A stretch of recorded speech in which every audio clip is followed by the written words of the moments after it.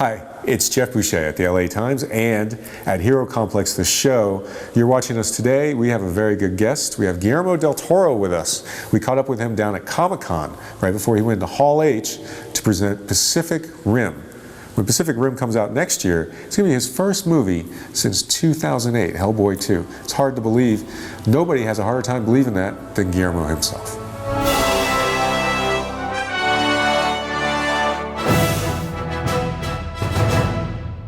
So Pac Rim is, there's a lot going on here as far as the influences, as far as the heritage, and as far as your passions.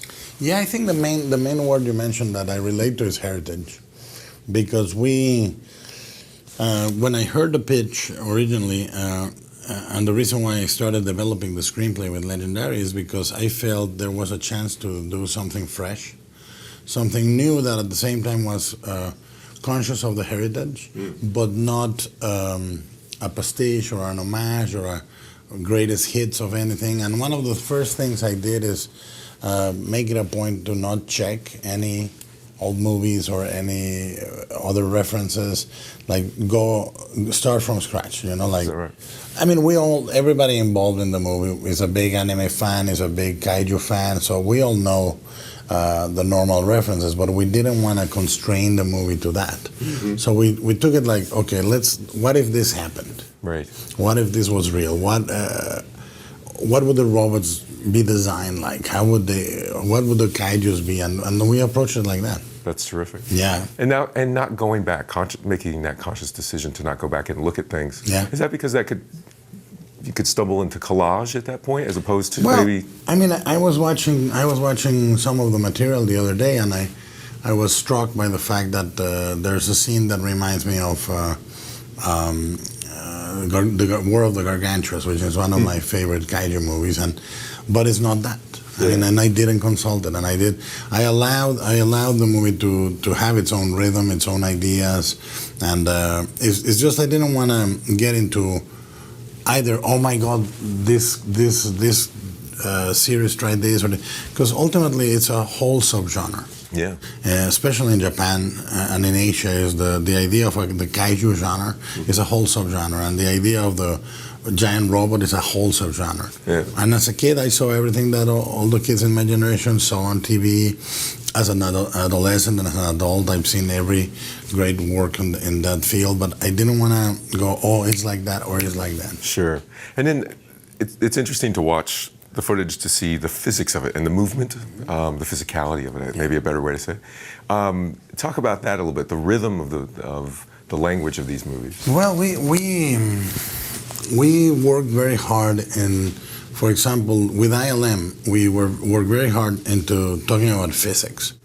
John Knoll, who is our effects supervisor, is a true genius, and he has the mind of a scientist. And we occupied the first few weeks almost to the degree of frustration in discussing speed, air displacement. For example, we were talking about if the Jaeger is moving along a street that is 100 feet wide, the air displacement of a Jaeger going through the buildings, like in between the buildings, would make the papers in the street move, and it would shake the windows. And we talked about that. We talked about, for example, one of the things that we refuted from the get-go was motion capture. Because I said, no, I want the robots to have a real metal structure, and if there's an hydraulic mechanism, or if there's a cushion or a shock absorber, we need to really feel that they are moving through that. I don't want a guy moving and they move like a guy. They can look human when they move, for sure, but if you watch carefully, if you watch the animation, which we did keyframe animation throughout the movie, you see the detail.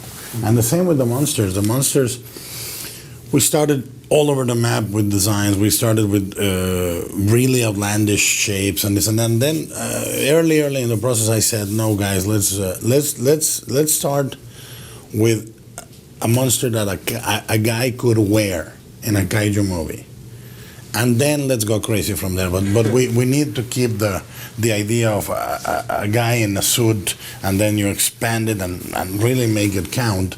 But ultimately, if you see all the kaijus we designed, they are based in that first inspiration. That they're not suits; they're digital, but have that kaiju restriction. You know? Wow, that's interesting. And then now in this universe you've created, when Christopher Nolan did Batman Begins, he changed the movie that Bruce Wayne goes to see. He said, Zorro, it couldn't be that movie because in this world no one's worn a mask and fought crime. That makes Batman special. In your universe, has anyone seen Godzilla?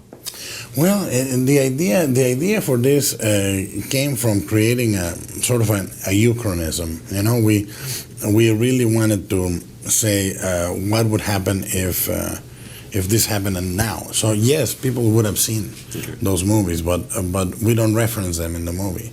We reference them slightly in one of the title montage moments. But the idea would be that the pain of one of these things really destroying a city would be so severe that you would never discuss it in those terms at first glance, you know. So we then spend a lot of time talking about the economy, the technology. For example, all the technology would stop, and they would concentrate on the technology only for the Jaegers. So you would have the same watch, the same car, the same computer, the same monitor. And the only thing that would advance is the weaponry of creating the salvo and the mechanics of creating the Jaeger itself. And then we talk about the economy and what would happen with the rich, what would happen with the poor, what would happen with beachfront property. Yeah. What would happen because I think something over 80% of the commerce in the world is through sea. Yeah. So what would happen if the ocean stopped? Right. By land in Topeka. By land, yeah.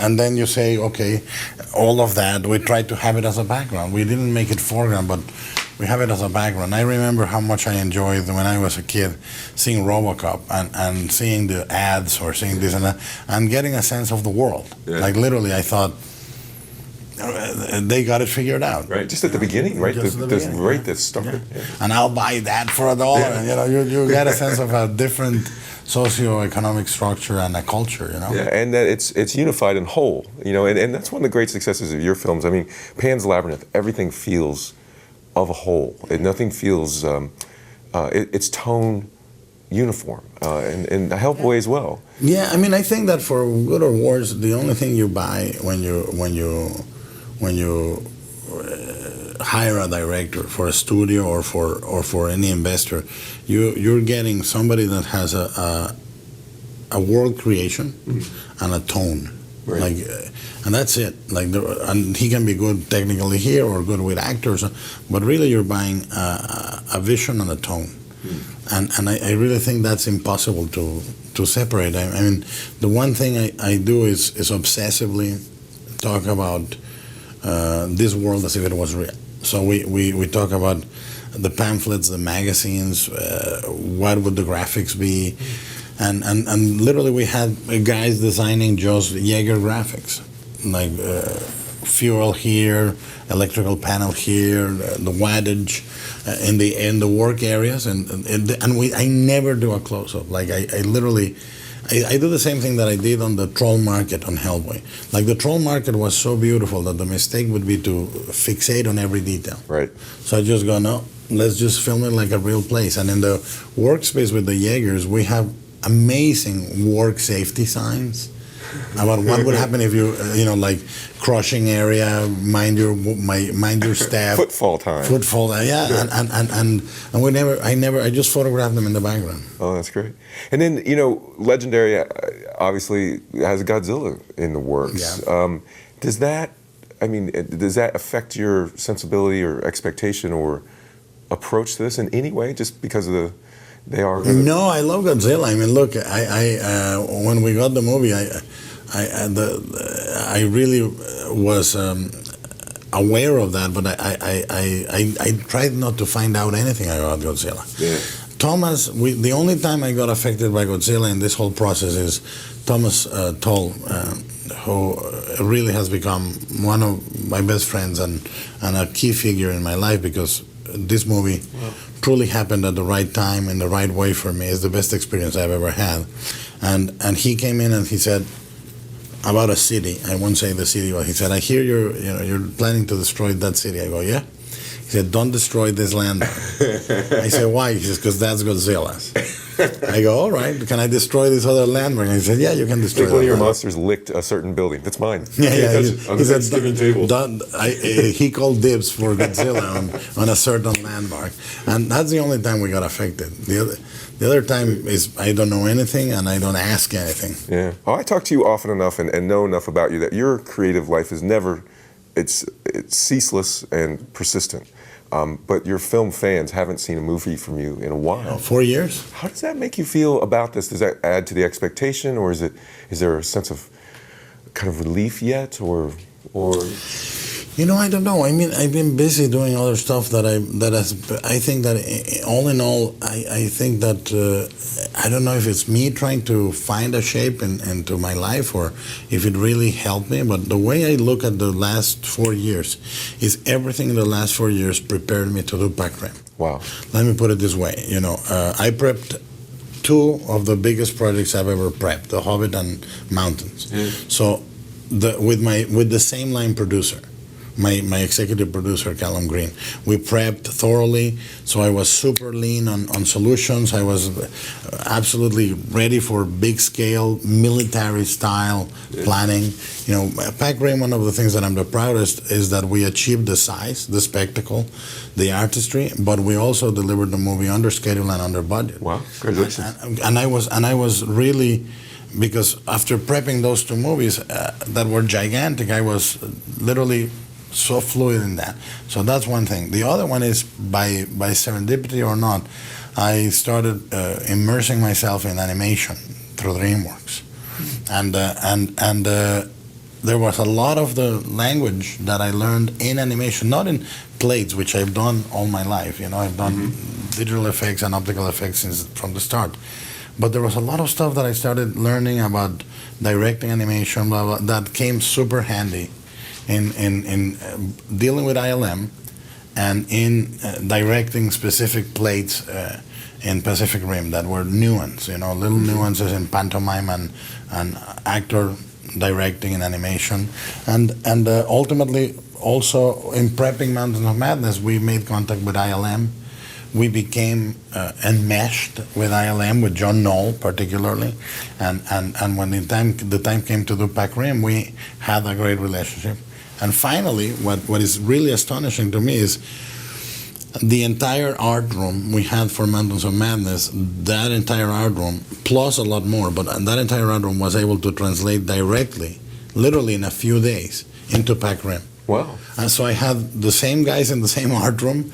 I knew who was good at this, who was good at that, and I seamlessly went into Pac Rim, and it's made a huge difference for me. I mean, I really look back and I go, I thank life for doing whatever it did to me for the last 4 years, because I was ready to make this movie. That's a pretty good place to start.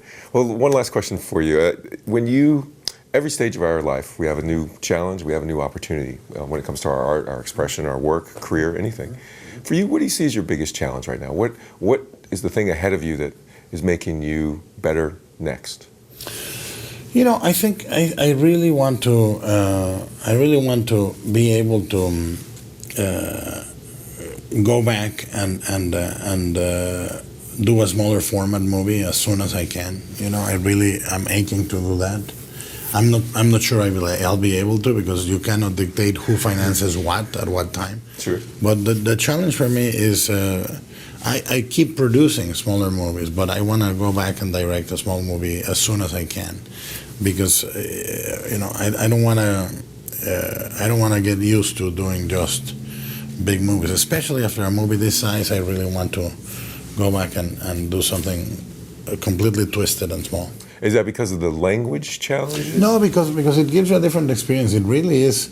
It allows you to value. It's almost like it allows you to value what you have in the big movies, and the big movies help you value what you have in the small movies, and it's very, very satisfying doing it that way, because and it keeps you nimble. Yeah. You don't get used to all this and that, the movies that are done no frills and they are hardcore. Those keep you trim, so to speak, mentally. You know. Yeah, absolutely. Well, we hope you have a monster success. I hope so. Thanks. It's good seeing you. Same here. You're gonna be there tomorrow. I'm going to be there You tomorrow. haven't seen it, right? I've seen it. Yeah, I've seen No. it. When did you see it? I saw it. Well, I saw it probably over at Legendary when they had. When? Was it about 2 weeks ago? You haven't seen it. I haven't seen it. Okay. I can't wait. No. We'll see you. I mean, you've seen it, but you haven't seen it.